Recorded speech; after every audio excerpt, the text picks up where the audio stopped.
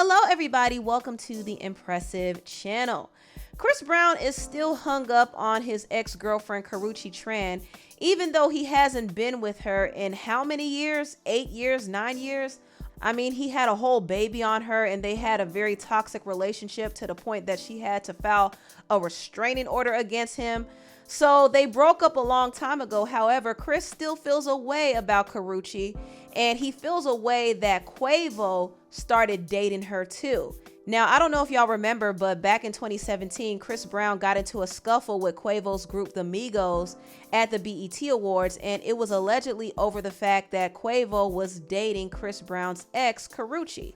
And this whole drama happened 6 years ago, but Chris still seems to be in his feelings about it because recently he dropped a song on his 1111 Deluxe album called Freak, and he said, okay, now effing my old bees ain't gonna make us equal. Sipping 1942 because I don't do no Quavo. Freak B, she like Casamigos, not the Migos. So that was a shot at Quavo there. And Quavo decided to respond with his own record called Tender. And in the song, he said, you did a B wrong and now the B gone. She posted with a thug. Yeah, with a thug. Call the B phone. She won't come home. Don't beat her up. Don't beat her up. It must be the drugs. It must be the drugs. Need to cross out your plug. Yeah, yeah. When I F on that little bitty B, yeah, she do great. Suck it. When you F on that little bitty O, yeah, she lose weight. Trust me. She used to be out on the boat and the paddle. Now she on the yacht. Yacht. Train to go when it's time to battle. Yeah, we on the block. Block. Woo! Wiping your nose with a tissue, not wiping no snot. Snot. Woo! Tell me, little bro, what's your issue? It's over a thought. Thought. You said it's bigger than that. It's big, but no, it's not. It's not. It's cause I'm digging in that. You dig? It got 'em hot. They got 'em hot. I'm giving respect-ish, but I know you not. You not. Yo, be on my neck. Yo, bish. Yo, be at the spot. Yeah. The way I'm reading these lyrics is so unserious right now, but the situation is just petty. It's so petty, and it's just embarrassing that both Chris and Quavo are fighting over a girl that they're not even with currently.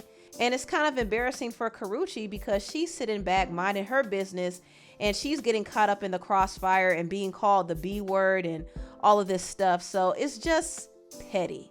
But Chris Brown started it. He's upset because he hasn't gotten over Karrueche, even though he has moved on and created 2 children with 2 other women.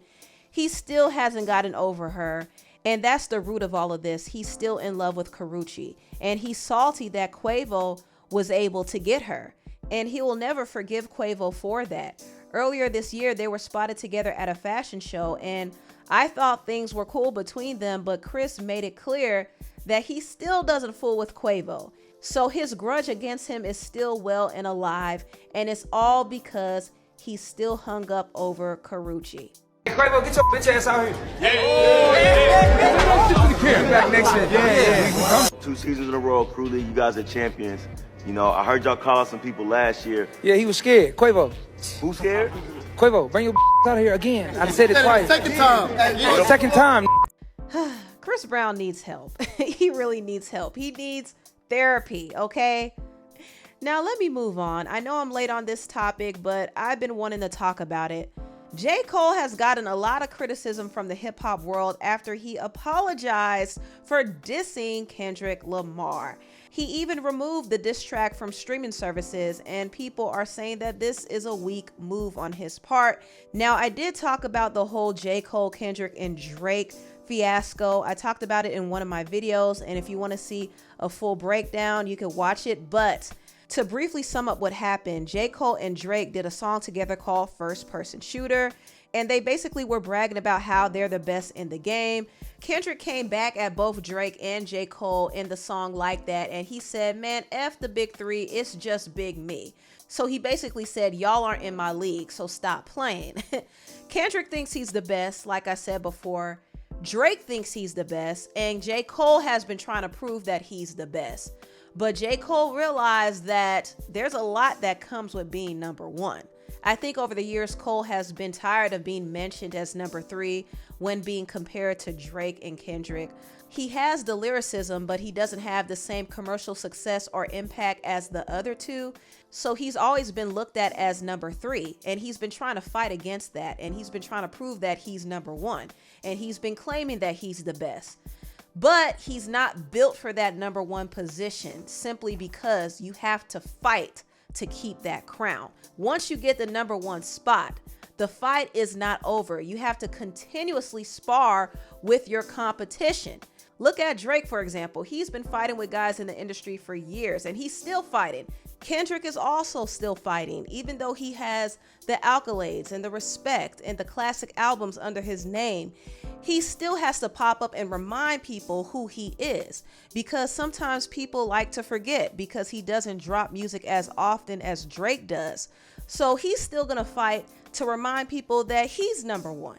And even though this is all a sport and it's just harmless competition, it still takes a lot of energy to be number 1. And J. Cole just doesn't have the energy. He doesn't have the energy for Kendrick. He tried to respond to Kendrick with his diss song 7 Minute Drill, and he backtracked because he realized that he has nothing to come at Kendrick with. He can't come at him as an artist or a rapper. He can't come at his personal life because he doesn't want to cross that boundary. And also, he doesn't have it in him to go that low. Also, he tried to take shots at his catalog, but that fell flat because Kendrick has classics in his catalog. So the diss track was kind of pointless, and he definitely felt pressure to do it simply because he knows that if he's going to claim this number 1 spot, he has to fight for it. But J. Cole doesn't have that fight in him, and he proved that by backtracking. And it was a little disappointing because I actually wanted to see a lyrical battle between him and Kendrick. And I thought that J. Cole had an inner Hulk in him, and he was ready to unleash it because it seemed like he was on fire with all of these features and his verses. It just seemed like he was ready to battle, but in reality, he just doesn't have the energy for that. I think he's more comfortable with the 3rd place after realizing what comes with fighting for the 1st place. The truth of the matter is there really is no rest when you're trying to be the best. So he ended up apologizing to Kendrick for dissing him, and he also removed the diss track from streaming services. And this is the reason he gave for doing that. In my spirit of trying to get this music out, I ain't gonna lie to y'all, I moved in a way that I feel spiritually feel bad on me. Like I try to jab my nigga back, and I try to keep it friendly.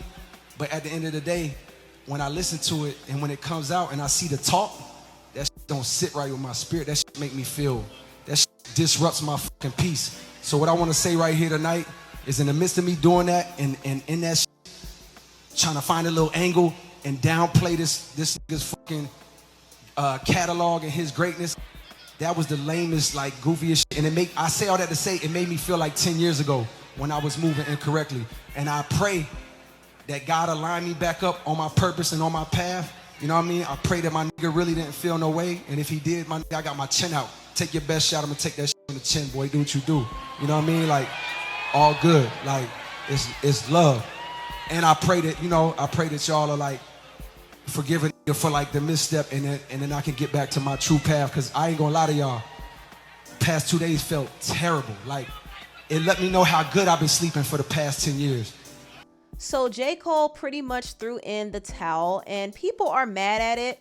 But I do appreciate the fact that he's honest with himself, and he realizes that he doesn't want the crown that badly. He doesn't want to go against somebody that he respects just for people to claim that he's the best.